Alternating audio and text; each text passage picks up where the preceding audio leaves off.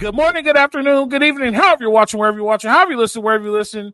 It's the Bet Online Salute Detroit podcast. BetOnline.ag. Go to BetOnline.ag where the game starts. Put in promo code BELIEVE. That's BLEAV. You get a 50-cent bonus. If you want to take fantasy to the next level, go to Underdog. Go to the app or go to UnderdogFantasy.com. Put in USC LAFB for a $100 match. Madman, happy Monday. It's like I just saw you. We're rolling, Coach. Happy Monday roommates. to you. You know, it's hard to believe though. We obviously we just had one yesterday morning, but I don't know. It feels like a lot of time has passed. I don't know. You know, since yesterday morning, it did just because feels like there's always something with USC football. So you know, always a pleasure to see you, my friend. Well, a lot of things happened yesterday though. Like yes. a lot of things happened between then and yesterday. It was the first day of football. Tyreek Hill gets Scotty Scheffler outside of the stadium. We get a commitment. James Earl Jones died. R.I.P. Yes. James Earl died. 93 years old. Lived a good one. You can't complain about 93. No. I can't complain about 93. That was a good one. We found out that the Browns suck. Who played last night? Oh, last night was a good game. You know, yeah. I mean, a tough one for us here in LA with with the Lions in overtime over the Rams, and felt like the Rams lost half their team. Puka Nacua on IR, so tough start for the Rams. You know what I'm most excited about? That the Raiders lost. Hey, look, the return of Mr. Harbaugh, the Chargers looking like a ground and pound team. You know, if you only have to throw the ball 23, 24 times with Justin Herbert, you know, you're on to something here. So don't sleep on those Chargers. Harbaugh's won everywhere he's gone, so we'll see how that shakes out. Do you think, real quick question, I know it's kind of off topic. I'm not even a Chargers fan. I view them as the Clippers and the Angels, but I think Herbert's a really good quarterback. Do you think if he doesn't throw the ball a lot, do you think he stays, or do you think he goes somewhere? Or do you think he goes somewhere else in free agency? Coach, I think he stays. Obviously this is a USC show and fans tune in for our analysis on USC, but I've talked with Ryan on other shows on the LA Football Network about this, and I'll say it in 30 seconds. I wonder about Herbert's ability to process a lot of information. It really just seems like the struggle with the playbook with the Chargers the last couple of years actually mirrored the struggle with the playbook I think that Mario Cristobal had with him at Oregon. It just seems like there needs to be sort of an oversimplification. I don't know if it's still kind of unnatural for him to go through reads, or it's more in the preparation of being able to process information.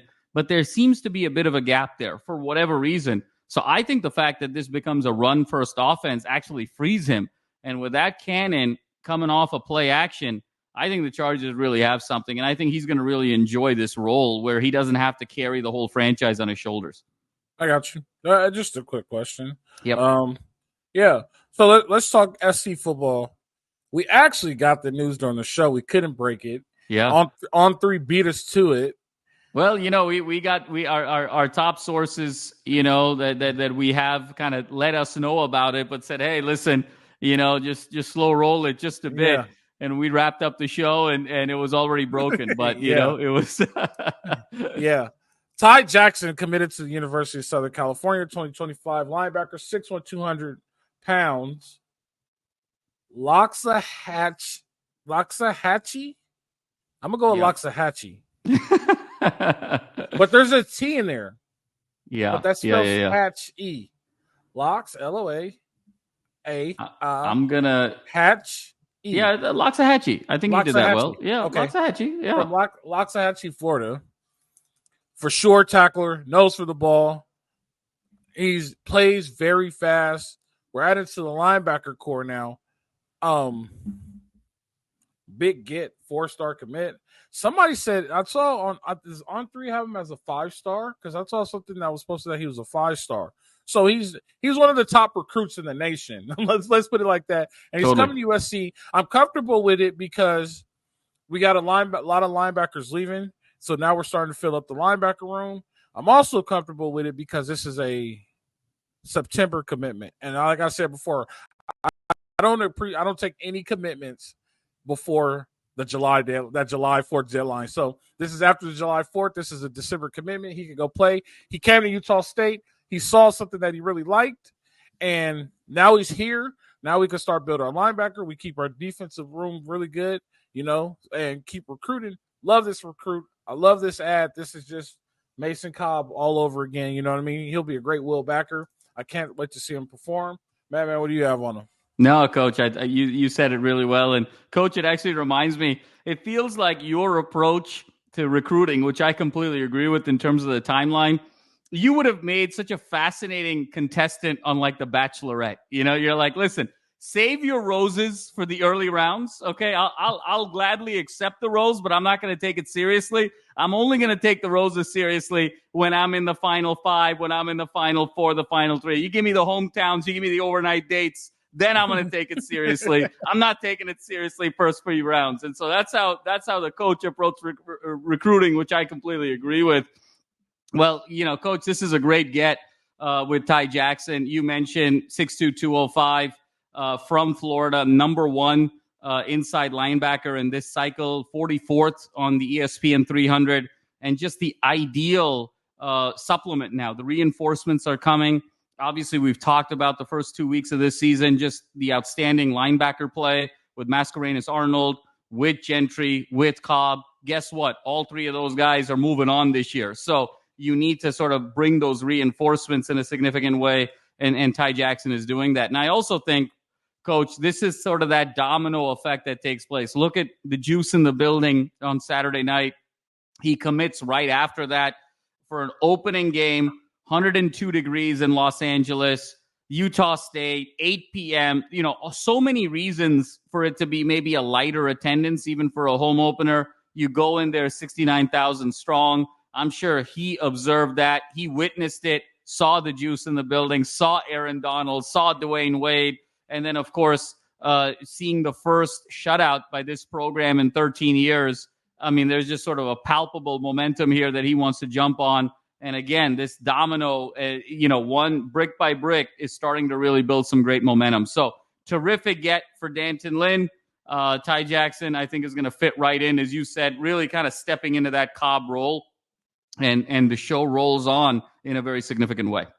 The only thing that worries me, and it's not in a bad way, he's really, really green. When you look at him play, like his stance, he has like the staggered stance, and he just kind of runs and goes and tackles, which is good. He's a football player. I'm not taking anything away from him.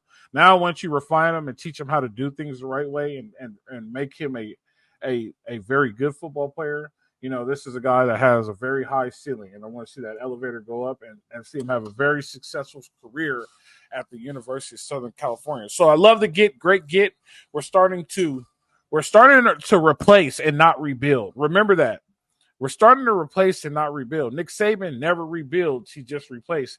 And we're getting in that mode. Like, we need to keep on replacing and not rebuild to end up making a very, very dominant dynasty of the decade. Let's shoot for dynasty of the decade. There you go, Coach. Why not? Let's think big. Let's think big right now. And you said it best. I mean, those, that phrase, I think, really started kind of in the early 90s, with like the Miamis and the Florida States. Hey, we don't rebuild, we reload. And I think that's sort of where this thing is going here, Coach. And couldn't be more excited about it. The sky's the limit here moving forward. And you mentioned, obviously, there's some technique things that could be cleaned up. There's a little bit of polish that can be cleaned up. But the bottom line is he has the physical traits. He has the size. He has the speed. He has the strength. You can get him into the weight room, but there's an instinct. There's a quickness. There's reflexes. Those are the things you can't really teach. All the things that we talked about in terms of stance, in terms of, technique, you can teach all of that. I mean, just case in point, look at the USC defense in 2023 versus 2024. So that's where you get really excited. Hey, I want to be able to get the guys where their deficiencies are, the things I can teach. The things I can't teach, if he's already got, I mean, that's then makes a complete football player. Yeah, no doubt. So I'm happy for it. Let's keep reloading. Let's keep getting better. Great get. Good job, Coach Lynn. Good job, Coach Henderson. Another one in the book. Let's build that dynasty. Let's move forward. So let's go with the news that broke yesterday. And it's not terrible news. So yesterday the AP poll came out. I kind of mentioned like tomorrow morning we should be talking about SC being number 10. SC's just outside the bridesmaid, never the bride, right? There are some people upset about it. There are some people who say that they deserve to be number 10. And all I have to say to that is patience. Patience. Don't make the wheels squeaky now. You get what I'm saying? And I say this, don't make the wheels squeaky now, because when we do get the grease, we better keep that bearing lubed up. You know what I mean? Like we're fine. We started at number 23. We ended up at number 20. No, we ended up at number 13. We jumped to number 11. Like, it's a slow process. Let's trust the process. I'm happy with where we are. Like, we're starting to make national attention. And I think we're kind of like predestined for this, because week 0, Nick Saban kind of got upset and was like, yo, you guys stop. Look, all SC needs is a defense. Once SC gets a defense, they're a championship team. And once you get the blessing from one of the greatest coaches in college football, like, you know, there's a lot of move forward. I also say this. I believe in football gods and karma and things that happen and kind of aura thing. I think inviting Pete Carroll back and having Pete Carroll involved kind of puts a little bit of good juju on the situation. I really do. And there's too many good things happening and falling in our place that I think it's just because there's a lot of good things that have been done to make those things happen, which is karma around circle. But number 11, I'm good with it. I'm not going to go set the town on fire. I'm not going to be upset with the NCAA. We're in a good spot. The only place we can go is up, right? Because eventually, if we get to the spot where we want to be, the question is, how do we stay there? And it's harder to stay there, and it's way easier to go up. What do you got, man? Yeah, Coach, I think, you know, to address your first point, first of all, you know, it is great. It is great to have Pete back in a teaching capacity. And then also the other piece of great karma, I mean, we got 5 at the Peristyle. Yeah, again. 5 in the Peristyle, yeah. So, you know, having both of those happen the same year, I think we're all very much looking forward to the day that Reggie runs out with the team here, you know, hopefully soon. Hopefully it'll be this season.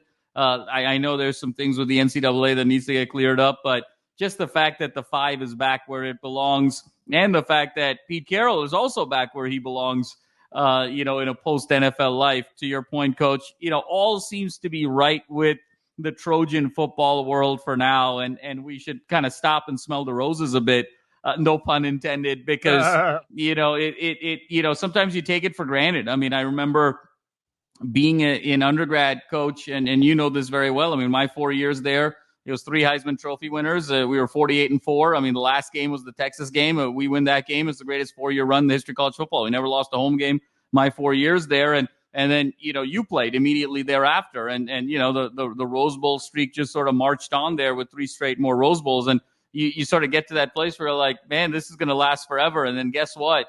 You know, you never know when it ends, and it ended in 08, and we've been trying to find it for the last 15 years. So the fact that we potentially could be on the cusp of another great run here, I think there should be sort of an element of gratitude, because these things don't come along every so often. Coach, in terms of the ranking, I know that I think there's sort of an argument to be made that, hey, you know, it could be a little bit higher. I'm actually good with where it is. And I think it's fair, because I think you have to sort of look at it logically. You have to look at it pragmatically. This is a team that coming into this week was ranked number 13 in the nation. Look what happened this week, right? You saw Michigan just absolutely get their, you know, doors blown off at home. And then you saw Notre Dame have this sort of shocking loss. So 2 teams lost. USC was able to capitalize on those 2 losses and move up 2 spots. Now, there's an argument to be made. Hey, maybe they could have even gone up as high as 9, because guess what?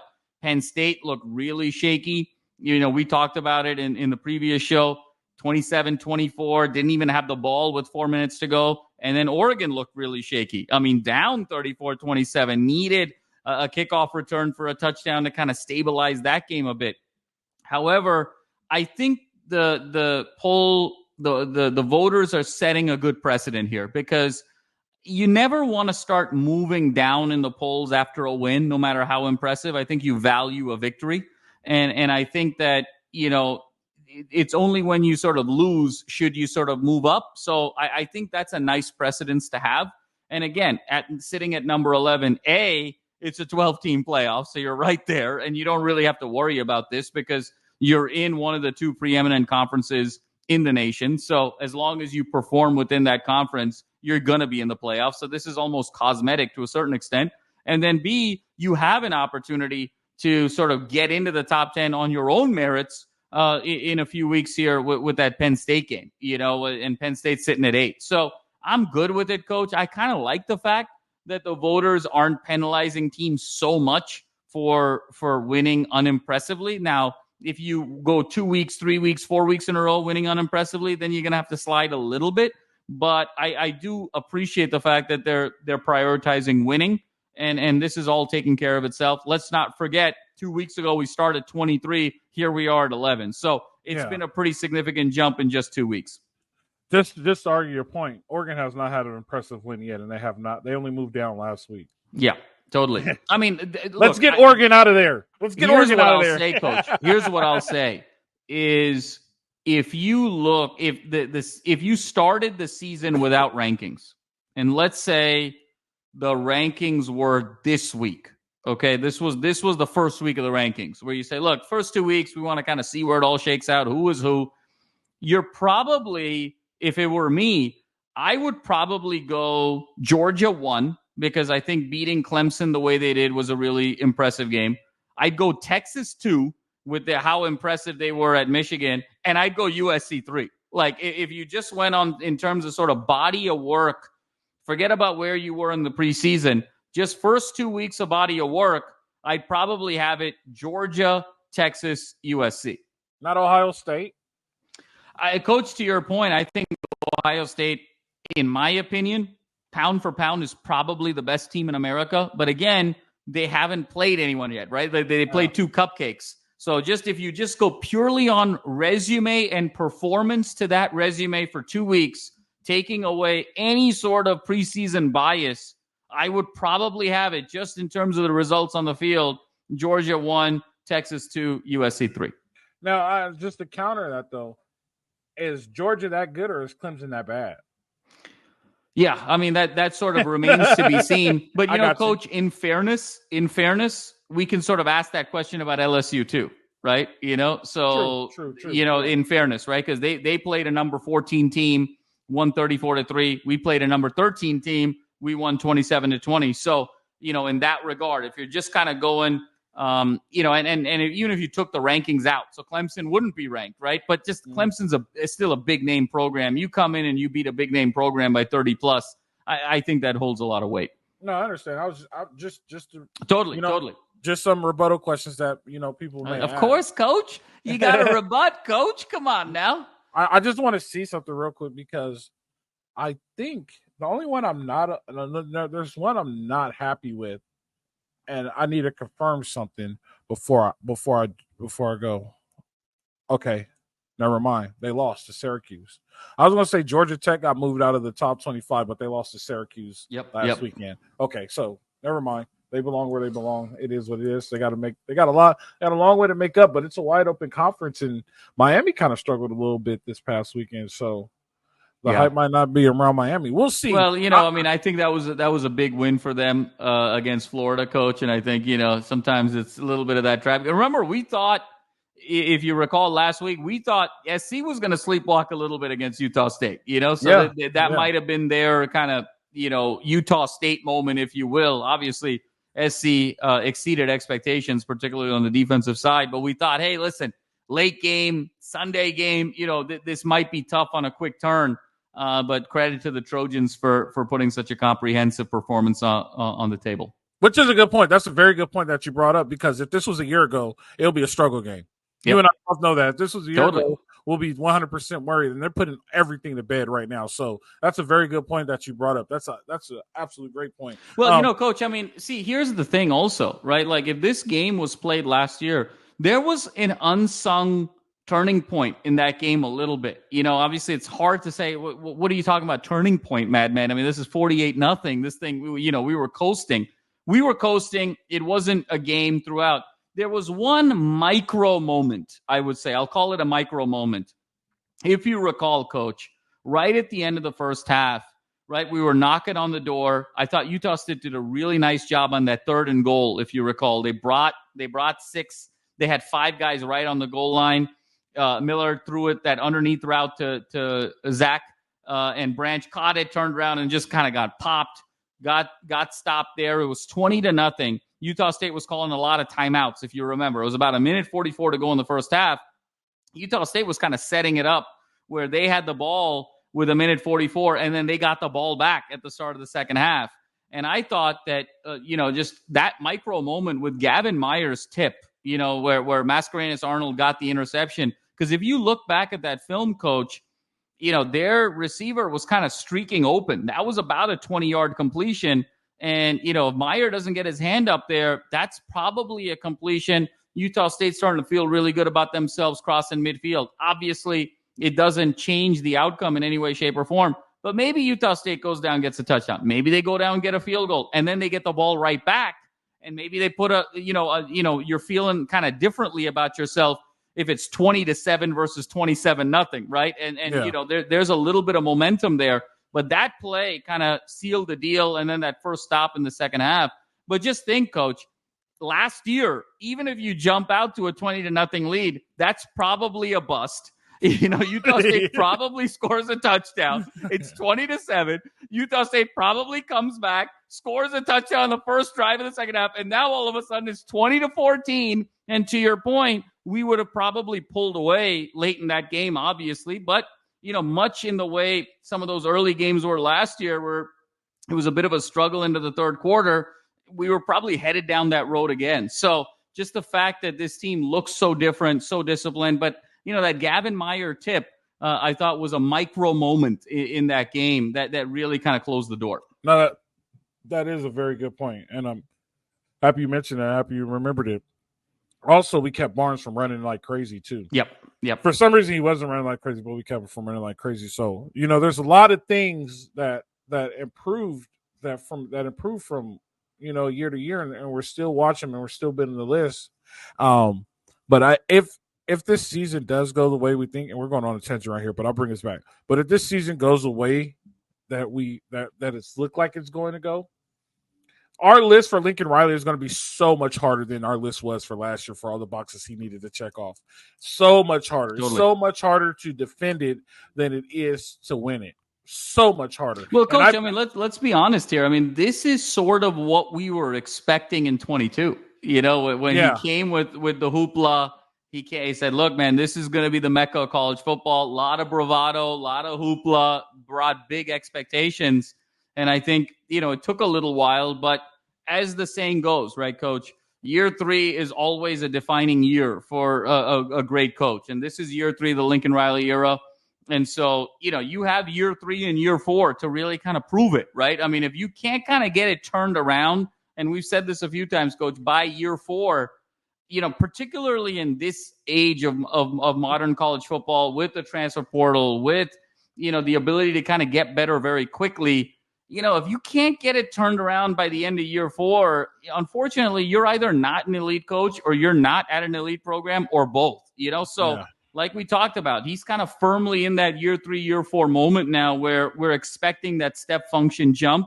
And through first 2 weeks, a resounding A for Mr. Lincoln Riley. We're trying to avoid this year 4 at all costs. Yep. You know what this is? What's that?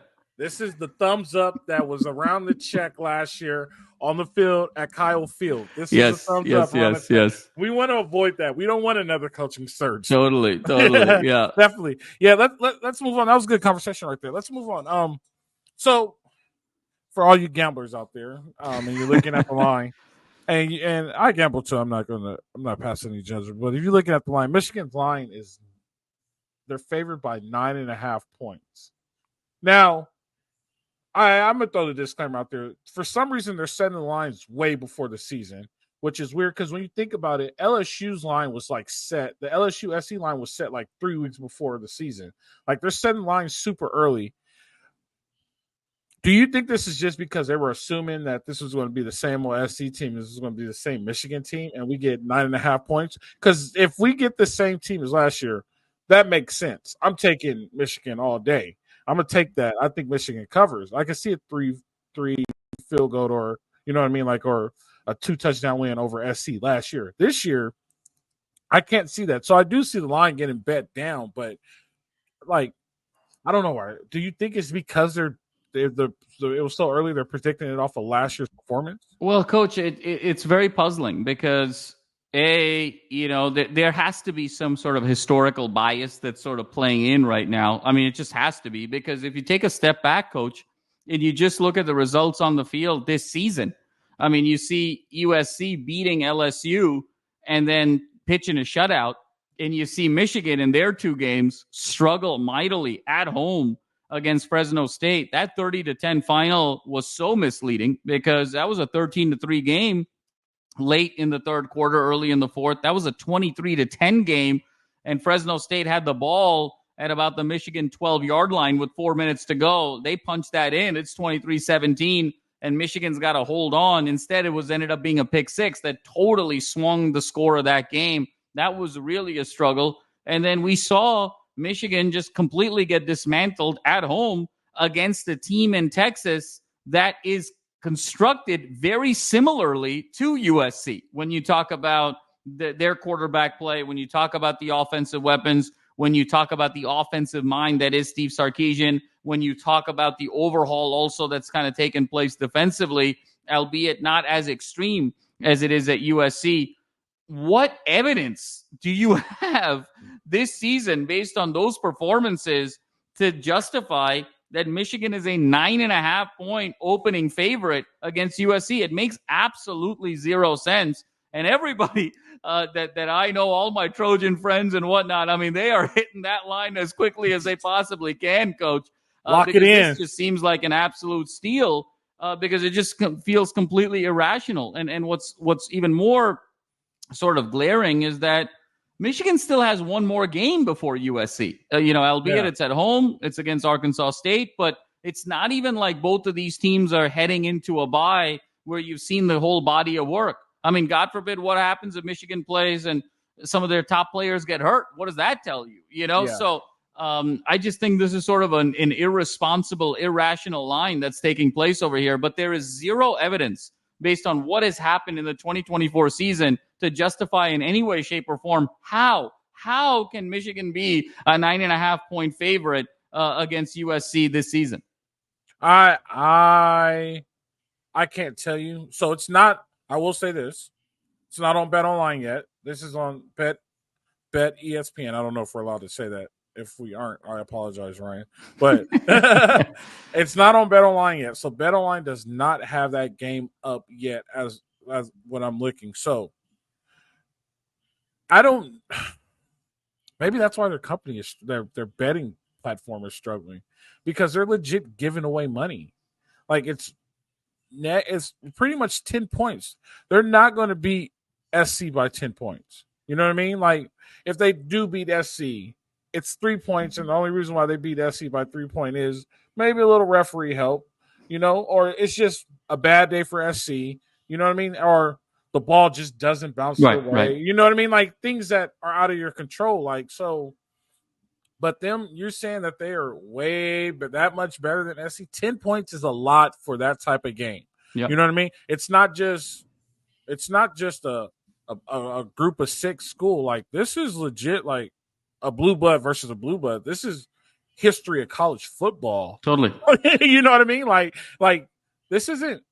And SC's playing really good, and SC's living up to their name of being SC, becoming a national brand again. Like that's a lot. 10 points is a lot. There's no way you could. It has to be. But if you want a little bit of Christmas money, go throw $1,000 on that. Yeah, because for sure. That's for sure. And Coach, I mean, to our point, we're not suggesting that it's impossible for Michigan to win this game, right? I mean, anything can happen. It's 1 week. Look, SC could be feeling really full of themselves for the next 2 weeks and patting themselves on the back and not playing with a certain edge. Michigan's going to be really angry over what happened. Hey, yeah, absolutely. Anything can happen. No question about it. But to suggest that going into the game, The expectation is that Michigan is a 9.5-point favorite is what's so unreasonable, right? I mean, like, it could be that Michigan, look, turnovers happen, things happen. This is college football. We've seen the strangest of things happen. I mean, Coach, we saw Stanford as a 41.5-point underdog come into the Collie and shock SC.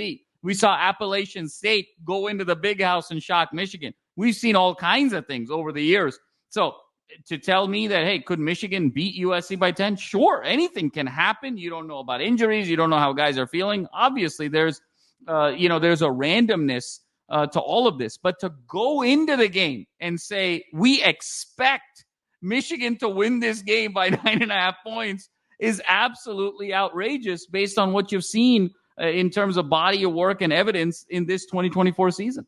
So here's my question. Does it get bet down? And if it does get bet down, what does it get bet down to? Coach, I think folks are going to be pounding this line so hard that this might be the most violent swing of a line that we may have ever seen. I mean, this thing could go from plus 9.5 to minus 4.5. I mean, by the time of kickoff. I mean, honestly, I could see this thing swing 14, 15 points because it's just kind of ridiculous. Where we are right now in terms of what Michigan has shown on the field versus what USC has shown on the field. I say 6.5. You still think SC will be a 6.5-point dog? No. It's going to swing to SC being a 6.5. 6.5, yeah. So that's a 16-point swing. Yeah. Yeah. Because you get, I know in the pros you get 3 just for being home. Right. And I think in college you get 4. Don't quote me. Do not quote me on it in the comments. I'm ballparking here. Don't quote me on it. But I know in pros you get 3 points for being at home. I think college you get 4 or maybe 6, one or the other. But so they're just saying I say 6.5 will be the spread. Realistically, by the time it kicks off, I can see, like you said, 4.5 points. Like, I could see people Michigan, they're not going to cover 6 points. They might get Michigan by 3 just because of the aura of the game. So I could see kickoff being about maybe 4.5, but I could see it swinging at one point next week. It's like 6.5 points for sure. Totally. 6.5 makes you a little bit nervous, right? Because it's one of those things where you're not saying that the outcome is decided, but it's one of those where you got to play it in garbage time, right? Like, let's say SC's up 13, right? With 8 minutes to go or 6 minutes to go. And Michigan comes down and kind of gets a sort of a garbage touchdown with 2 minutes to go, right? That goes from 13 to 6, right? So that's where the 6.5. One of those backdoor covers. Those backdoor cover, or backdoor misses, right? So that's where, those numbers kind of make folks a little bit nervous. So that's where I think it'll swing to SC minus 4.5. But that's still going to be, a 14, 15-point swing, Coach. I mean, because this is ridiculous. I mean, we talk all the time in the stock market about, how do you design a portfolio? How do you design investment strategies, whatnot, hedge funds, things of that nature. The assumption is always you have a rational investor, right? This is the definition of an irrational investor. Whoever has sort of set this line at plus 9.5 is I'm sorry to say, irrational. No, and trust me, and like you said, I'm buying the SC stock on this one. I'm guaranteed. Totally. I'm buying the FC stock on this one. I'm guaranteed to get a return on my money, and I know for a fact that I'm gonna get a return on my money, and I could probably go retire off of it if if I'm looking at this stock. No, I'm just saying, this is it's so unreasonable that you can't even fathom it. It makes no sense to anyone. And I'm trying to see if the wise guys even, and I call the wise guys the people in the Vegas books, but I'm trying to see if the wise guys are even that irrational about it, or if it's just the Bet ESPN. You can't even get BetMGM. You can only bet for this week. So I don't know why they would do that. Yeah. You're putting yourself in such a bad situation. I'm taking that lock all day. All right, if you're going to give me the 9.5, I'm taking the 9.5. I'm taking it. And I know SC's going to cover, and you have to fortitude that money. And then guess what? Next thing you know, we're going to have a Ponder just got laid off. So who's going to be the next person to get laid off? Because there's no way they're going to be able to afford another sideline analyst. We might lose Salters off of Coach, this. here's another way to think about it, right? is you're favoring SC. I'm sorry, you're favoring Michigan by 9.5. Excuse me. Michigan scores 6 points against Texas until the final drive. I mean, so you're giving Michigan a bigger spread than the amount of points they scored in the first 55 minutes of that game. So it just I don't know what's going on there, Coach. You know what, though? And you're going to hate this part, but this is the part where analytics and data is not your friend. Right. Because sometimes analytics and data overanalyzes and gives you too much data, and then you get this number, and you're like, makes no sense. But because that's what the numbers say. No, it's a great point, Coach, because when you have a small sample size, and I'm trying to sort of justify this in some way, I mean, I think we've made it very clear how we feel, but it's an interesting point because sometimes when you have a small sample, right, we've got 2 games, data needs samples to really be credible, to be predictive, to be able to classify effectively, to be able to cluster effectively. The more data you have, the more your algorithms will be successful in terms of an accuracy standpoint. And the only thing I can think of is, did Michigan winning 30-10 over Fresno State, just looking at it from like a bottom line standpoint, did that swing it? Is Texas just considered like a supernova team because of the fact that they went to the playoff last year and the fact that they're preseason number 3? And is there some question about the USC win over LSU when you look at how LSU played the following week against Nicholas State? And at the end of that game, Coach, LSU only had 64 yards rushing. Nicholas State had over 165 yards rushing. And so when you start sort of, putting those data pieces together, maybe, it's like, was that win that impressive? They, on the other hand, this team kind of beat, Fresno State by 20, but, they just kind of lost to one of the 2 or 3 best teams in the country. Like I'm reaching here, but that's the only way you can sort of justify this from sort of a mathematical standpoint. All right, let's switch schools here. Then why is Oregon favored over Ohio State by 1.5? And I can't answer. You get what I'm saying? Like, you get what I'm saying? Like, they're doing something wrong. Like, I'm gonna go take that too. I'm gonna lock that in. Like, that's easy. All Ohio State. This makes no sense. But again, it comes down to when you sometimes have these early season lines and you're pounding the analytics really hard with small data. Like, for instance, look, there's an argument to be made with Oregon, and again, I'm trying to sort of argue it on the other side. You and I kind of know where we stand here. Oregon beat a Boise State team. The Boise State running back that first week had 267 yards rushing and 6 touchdowns. So, mathematically, you're kind of saying, hey, man, any win over like a back of that quality, from a numerical standpoint is sort of a quality win, right? And then when you sort of look at Ohio State, obviously crushing their first 2 opponents, but it was kind of cream puff teams. And then you overlay the fact that Oregon is at home, mathematically you start putting some things together, and that's probably where you sort of end up. I don't agree with it at all.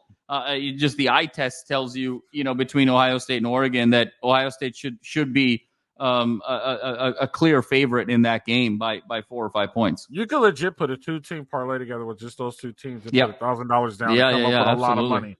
Stupid amount of money. But yeah, definitely. You got anything else before we wrap it up and get out of here? Coach, I mean, the moral of the story here is that, you're just going to be laughing all the way to the bank, so. I'm not going to do that because I respect that's another story. I don't want to see anybody lose their job at ESPN. A couple of people. So and also, I think, Coach, to your earlier point, like, hey, the football gods seem to be smiling on USC right now. It's all good karma.